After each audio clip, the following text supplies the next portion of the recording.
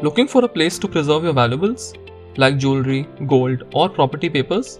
What's the safest place for such precious items? A bank locker would perhaps come to your mind. Let's look at the Reserve Bank of India's revised norms for bank lockers, which brings some much needed changes for consumer protection. As the term suggests, these are lockers in banks of varying sizes, where one can keep their valuables in a safe space.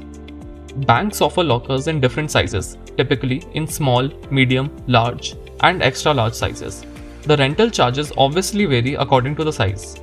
Now let's look at the new rules for bank lockers in India. According to these rules, banks need to maintain a branch-wise list of vacant lockers. They need to maintain a wait list in the core banking system or any other computerized system compliant with cybersecurity framework. They need to provide the locker applicant with a waitlist number.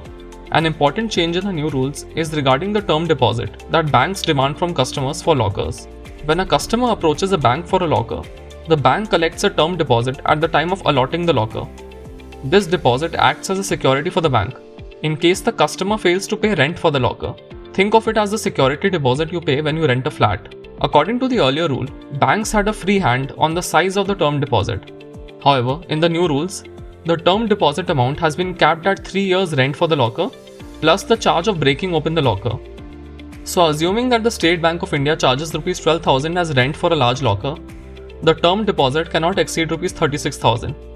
Another important change in the rules is fixing the liability on the part of the bank in case of damage to the locker.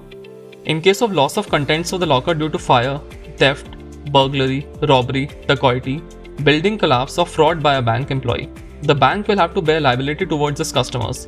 The RBI has limited it to 100 times the locker's annual rent. In fact, in February, the Supreme Court had told the RBI that banks cannot wash their hands of their liability towards the locker customers. The Apex Court had then asked the central bank to come out with regulations for bank lockers within 6 months, which the RBI has now done. Under the new rules, banks will not be held liable if the locker and its contents get damaged due to an act of God, such as a natural calamity. Banks are also required to include a new clause in the locker rental agreements, prohibiting customers from keeping anything illegal or hazardous in the lockers. If you like this video, share it and subscribe to Business Standard. For more news, views and insights, log on to www.business-standard.com. Do also follow us on YouTube, Twitter, Facebook, Instagram, Telegram and LinkedIn.